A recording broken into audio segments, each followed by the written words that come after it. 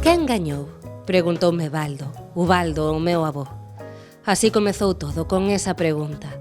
Era a pregunta que ele empezara a facer nos últimos tempos. Quen gañara a guerra? E que se lle podía contestar a alguén como o meu avó que facía unha pregunta así?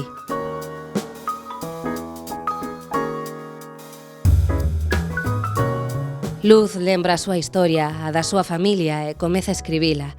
Mándolle os textos ao que foi o seu profesor nun curso de creación literaria. En ese proceso, decátase dos valeiros e interrogantes que a rodean.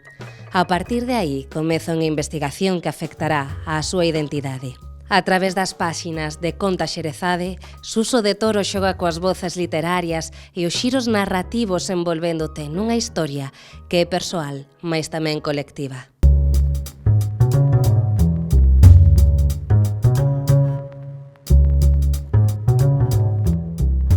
Empezo contando historias, naturalmente, con personaxes individuais, historias persoais, pero doume conta de que como a historia nosa, a historia colectiva, foi entrando nas ficcións, nas historias que eu escribía. De feito, este libro último, este romance, é unha ficción, mas é consecuencia tamén dos libros anteriores, pero ao mesmo tempo fúndese coa historia dunha muller de hoxe, unha muller común, unha persoa común, traballa de profesora nun instituto, é unha muller de hoxe coa súa historia personal. Entón, non sabería dicir realmente se hai un tema, porque ás veces dos libros, das novelas, dos romances, o que se di é cal é o tema. Bueno, eu digo sempre, eu non escribo temas, escribo historias. En este caso, que hai a historia dunha muller que fai, ela escribe o seu libro, a súa historia. O que acontece é que, claro, fúndense a súa historia personal, coa súa vida personal, familiar, coa historia, co que é o pasado colectivo.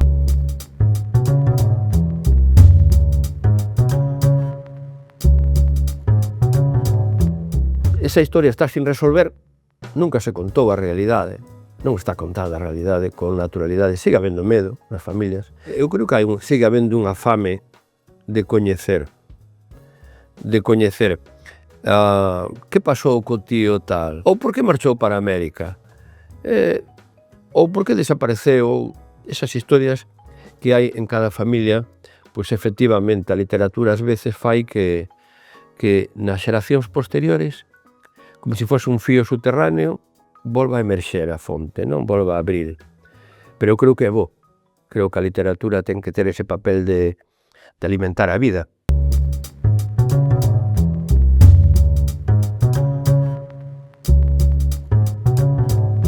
Eu dixen antes que eu non fago novelas ou libros de literatura sobre temas, pero na realidade si hai un tema en todo o que escribo, que é o tema da identidade, a identidade persoal. É dicir, como cada un de nós, por que cada un de nós somos da maneira que somos? Ou de outra maneira, quen é cada un de nós? Quen son eu?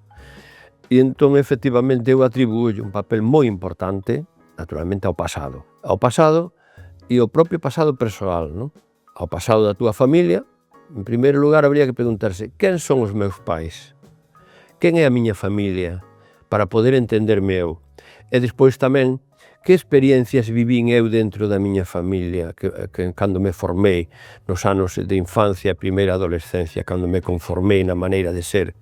Ese é realmente o tema da maior parte dos meus libros. Realmente escribo casi sempre historias familiares.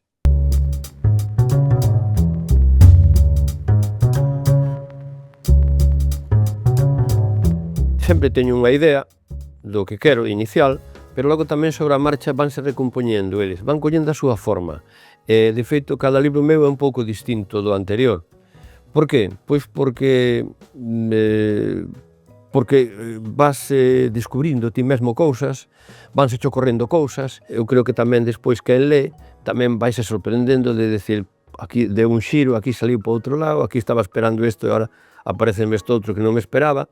E para min iso é divertido. Cando leo un libro, divírteme que me vayan sorprendendo, non? Este libro é un xogo de máscaras tamén, empezando porque o libro, en principio, está escrito por unha narradora, non por min, sino por unha persoa que conta a súa propia vida, non? Que investiga a súa propia vida e a conta. E xa eso é un xogo.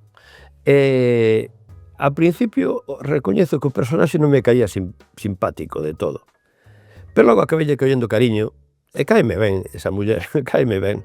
E logo van aparecendo outros personaxes secundarios que o outro día ainda pensaba, apetecíame escribirlle a historia deses personaxes secundarios que se van aparecendo e que me parecen personaxes simpáticos, bonitos, e gustaríame escribirlle algunha historia, non? Eu diría que o libro empeza dunha forma un pouco mecánica, quizá, e logo vais humanizando contra o final. Non sei se é a experiencia de quen lé, pero dame a impresión de que ao final casi pedía que continuase. Non que continuase a historia, pero sí que continuasen os personaxes. Costoume despedirme dos personaxes. Non me gustou despedirme dos personaxes, sentino, ao final.